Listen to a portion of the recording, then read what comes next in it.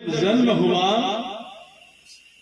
सती मरद हरि सब बर मांगा, जन्म जन्म शिव पद अनुरागा, तेहि कारण हीम गिर जाई, जन्मी पार्वती ते तनु पाई। और भोलेनाथ जैसे वर मांगा था, वर मांगी थी, और तभी से आज हिमराज के यहाँ पार्वती रूप में जन्म हुआ। और जैसे जन्म हुआ वैसे भगवान की कथा तो बड़ा लंबा है, लेकिन अब 3 दिन की कथा आयोजित हुआ है, तो 3 दिन में थोड़े थोड़े आपको चटनी की भांति चखा रहे हैं। यदि एक चरित्र को लेके बैठे तब तो एक चरित्र ही दिन भर निकल जाएगा, एक चरित्र में। तो अब पार्वती जी छोटे से शिव जी को अपने पति मानने लगे, पति मानने लगे।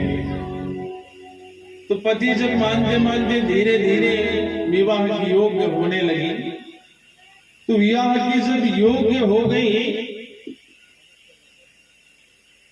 तो दक्ष को लगा कि अब विवाह करना है। तो नारद जी संदेश लेके आए। किनका संदेश? विष्णु जी के साथ विवाह, पार्वती जी का।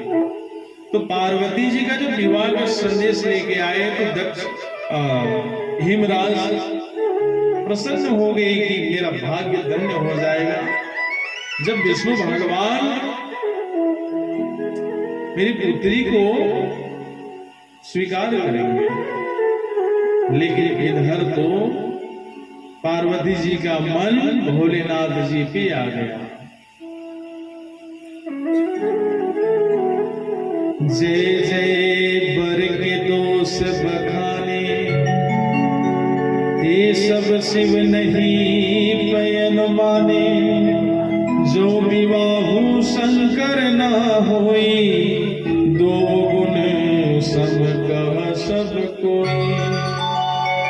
अब पार्वती जी कहे मैं तो विवाह करूंगी तो भोलेनाथ जी से ही, लेकिन अब घर वाले को लगा कि वो जो भी जटिल काम हमेशा उनका निवास कहाँ है, जहां रात में दिन में व्यक्ति जाना पसंद ना करे, वही भोलेनाथ जी का वास है। भोलेनाथ जी अधिकतर कहाँ रहते हैं? शमशान घाट, मरघट, भोलेनाथ जी वहां रहते हैं। तो वैसे के साथ वर के साथ विवाह, लेकिन सती पार्वती जी को लगा कि नहीं, मुझे तो केवल भोलेनाथ ही चाहिए। सब घर से बात नहीं माने घर वाले, तो पार्वती जी जंगल में चली गई। और जंगल में कौन लेके गई? सखियां। और यहीं भी एक कथा आती है, हरितालिका व्रत, जिस समय भादो के महीना में सुना जाता है हरितालिका, क्योंकि सखियों हरि के ले गई है, हर के। तो हरितालिका की कथा यही का है। तो जैसे हर के ले गए, तो धीरे धीरे वन में, अब वन जंगल में खाने के लिए भी कहीं मिलता है कहीं ना मिलता है, तो धीरे धीरे पार्वती जी भगवान की सेवा करने लगी, अनन्य भक्ति करने लगी। और भक्ति करते करते तप करने लगी। धरी धाम उमा पानपति शरणा, जाई विपिन लागी तप करना, अति सुकुमार तपु तप जोगु, पति पद सुमेर तजिउ सब, तजिउ सब। परमेश्वर मान ली है, तब करने लगी। धीरे धीरे 1000 वर्ष तक फल मूल खा के तप की, और तप करते करते धीरे धीरे फल मूल खाना भी बंद कर दी। सूखे सूखे घास, सूखे सूखे बेलपत्ता को खाते खाते अब भोलेनाथ जी से रहा नहीं गया। और भोलेनाथ जी से जब रहा नहीं गया तो भोलेनाथ जी प्रसन्न हो गए और कहे, भय हो मनोरथ सुफल तब सुन गिरजा कुमारी, पर हूँ दुसह कलेश अब मिलहित पुरारी।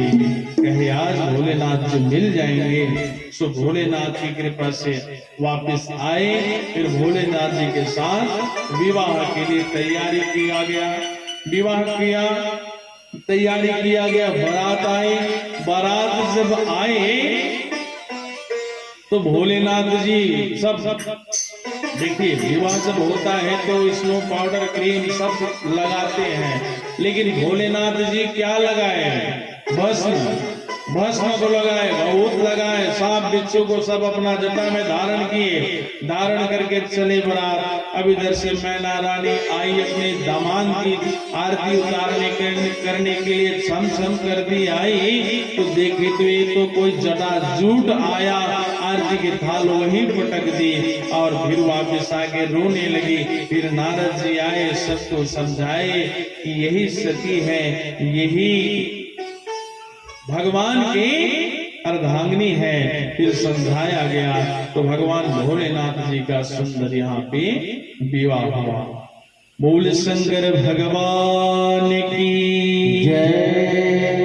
जय जय